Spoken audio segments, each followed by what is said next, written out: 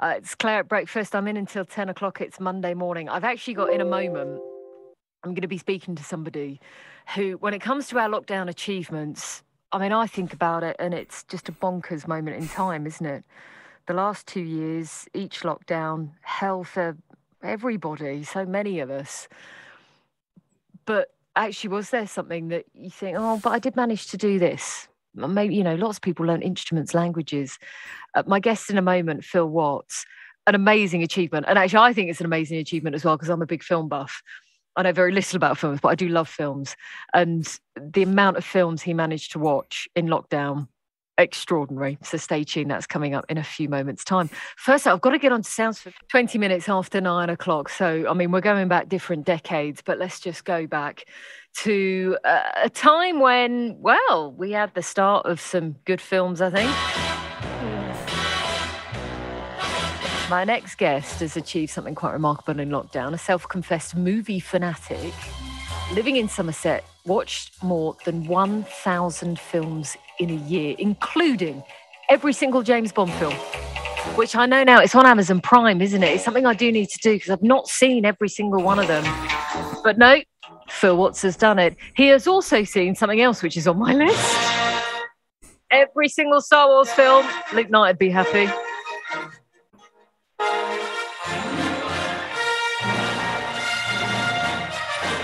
Keeping within our theme of the 30s, though, he ended with quite a good film.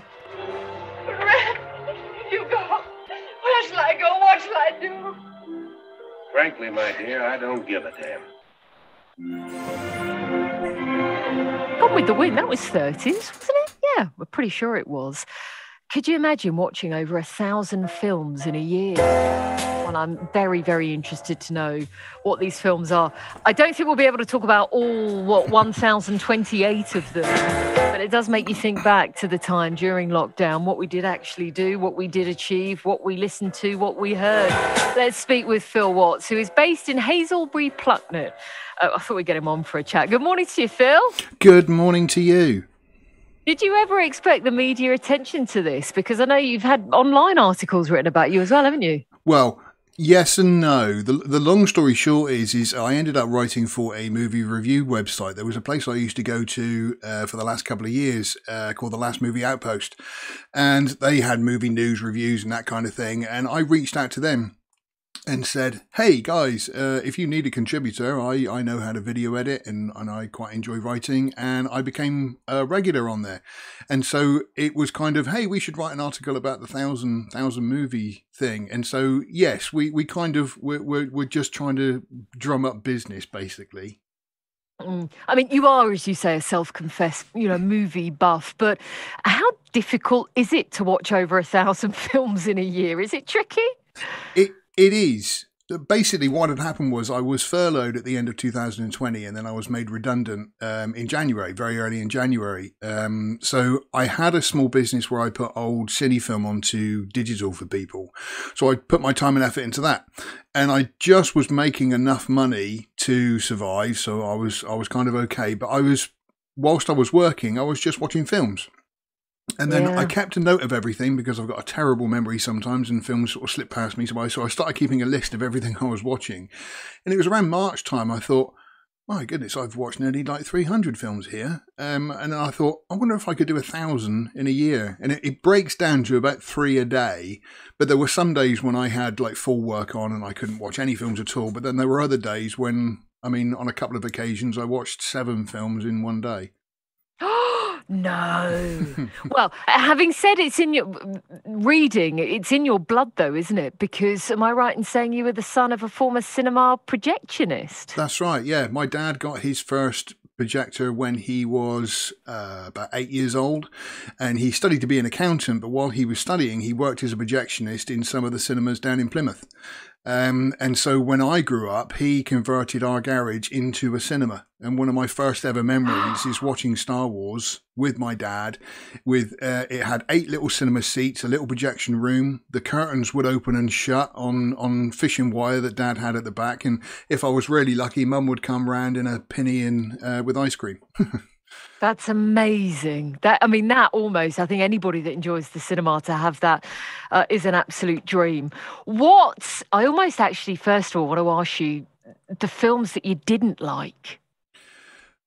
There were a few. I watched things Go like on. Ace Ventura Junior, which was the third one, which was terrible, and another one that actually really disappointed me throughout Existed. the year. Yeah, I managed to find it because I love Ace Ventura. The first two were great, but the third one didn't have Jim Carrey in it. It had a young lad playing like a young Ace Ventura, and it was terrible. Dear. And the other one that really stuck out to me was Home Sweet Home Alone, which was kind of a reboot of the original Home Alone, but it was terrible. Was it? Yeah, it was awful. I mean, funny enough, I actually quite enjoy B movies and sort of some bad cinema as well. And so I watched something called Santa Claus Conquers the Martians, made in the 1960s. And I mean, again, it was awful, but it was so awful I thoroughly enjoyed it. That's hilarious. And I mean, in terms of the classics as well, I mentioned Gone with the Wind. We're talking about the 30s. You know, how early did you go? I found a list of controversial movies, which I went through because I've always been quite fascinated by that. And the earliest I think I saw was, I think it was 1917, and it was a film called The Birth of a Nation. And it was actually a promotional video for the Ku Klux Klan. And for a long time, they actually used it as a recruiting film.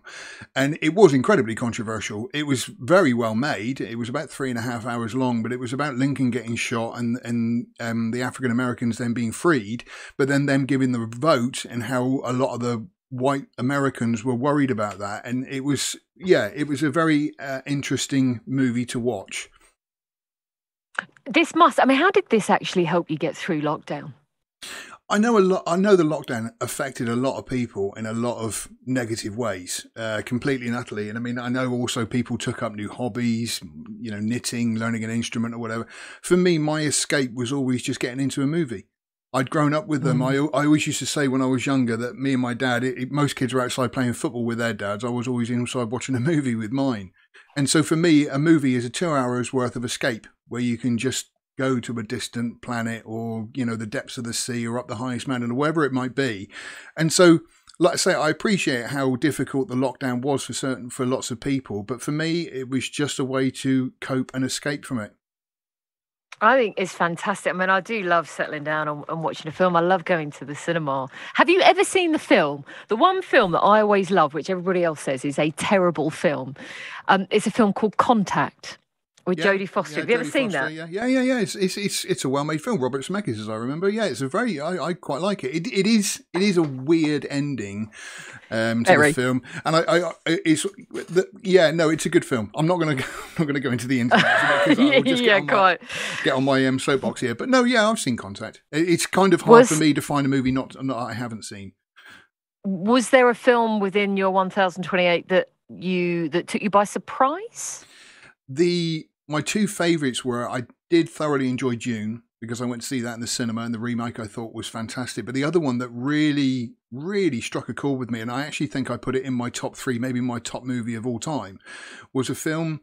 My dad worked as a projectionist, and in one of the rival cinemas, a very, very good friend of his mentioned this film called Cinema Paradiso, an Italian film about a young lad growing up in a cinema. And I'd had it on my watch list for years and years and years. And I thought, right, next year, during this year, I'm going to watch it. And it just mirrored me and my dad in our cinema. He taught him how to sort of focus the camera and how to adjust the lights and all this kind of stuff.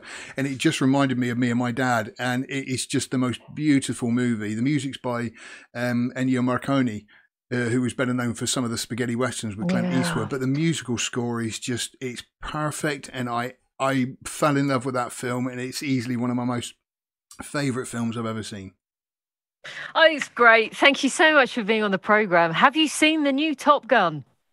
Not yet. Annoyingly, it's been a really bad weekend because they've had Stranger Things come out, which I had to binge watch because we talked about it on the last movie Outpost, and then Obi-Wan has come out as well. Yep. And so, no, I've not had the chance to see Top Gun Maverick as yet, but it is definitely on my list. Is Stranger Things worth the wait? Yes, the only problem I found with it was far too long. Oh no! I found it was Okay. was it 6 or 7 episodes? But I mean, altogether it must have been about something like about 10 hours, and it was just for me it was just a bit too long. Like I say, we had a live stream about it yesterday, and we all mentioned there's a few bits and pieces that could have been cut out just to keep it under those 50 minutes per episode. Bit snappier, people. That's what we want. That's well, right. As I say, there is a lovely BBC News article that's written up about you with some stunning photos as well. So please do go on and just put into a search bar. There's a nice one of you in front of the Star Wars of the telly. Please do go on and have a look. Phil, great to speak. Thanks so much. No problem. Thanks ever so much. Take care. Phil Watts there, who is from Hazelbury Plucknoe.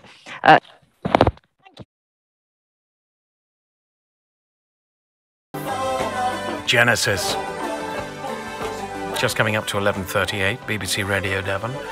How about this for a lockdown achievement? A self-confessed movie fanatic watched more than 1,000 films in a year, including every James Bond film.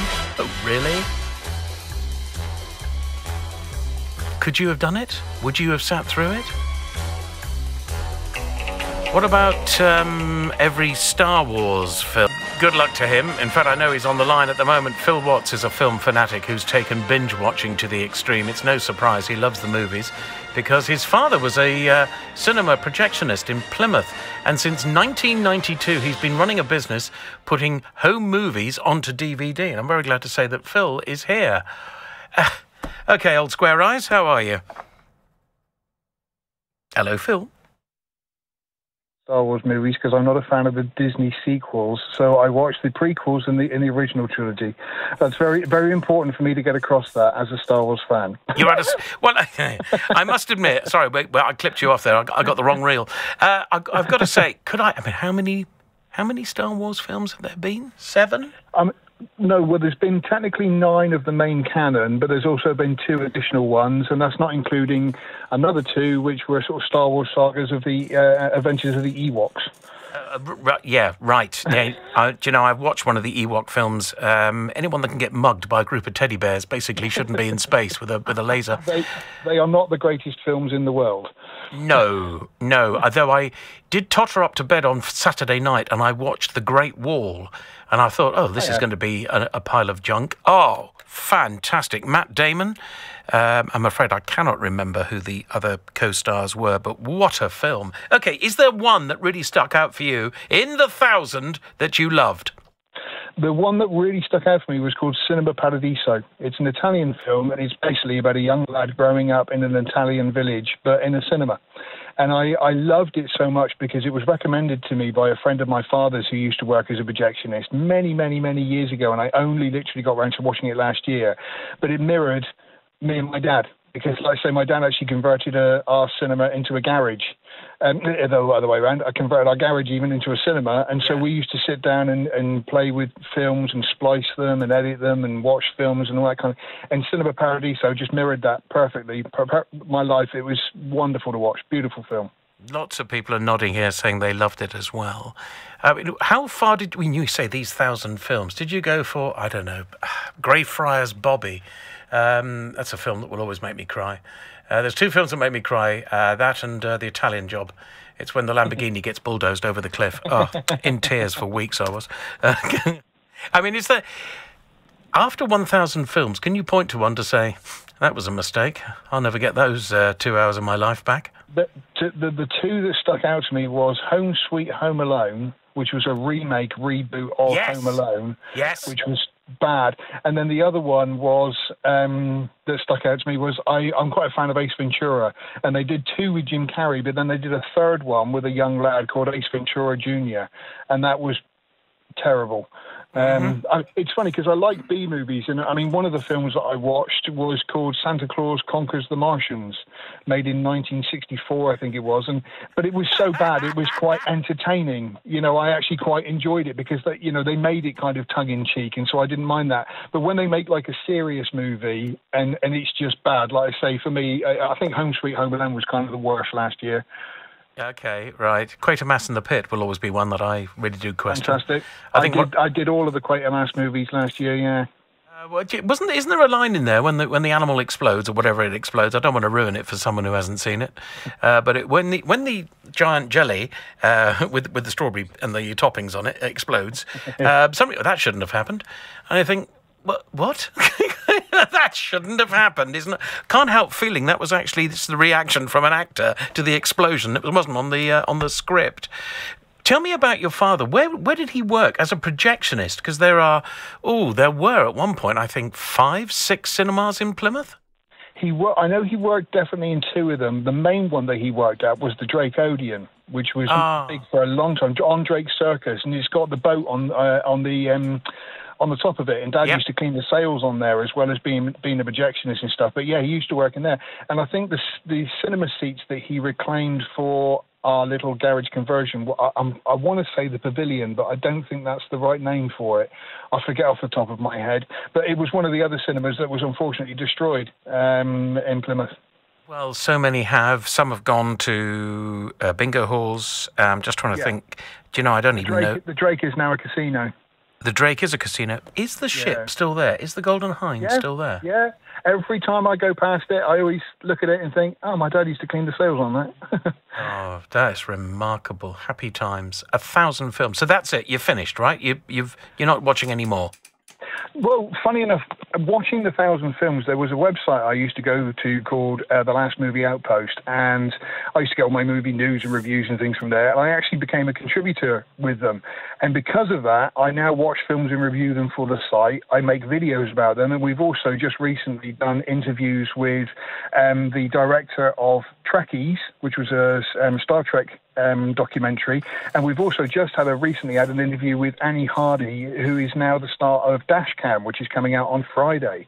So because of watching these films, it's not a job at the moment, it's a lovely hobby, but like I say, The Last Movie Outpost has been nice enough to invite me into their throng, and like I say, because of it, we've been interviewing stars and directors and all sorts. What was your 1,000th film? What was the last one?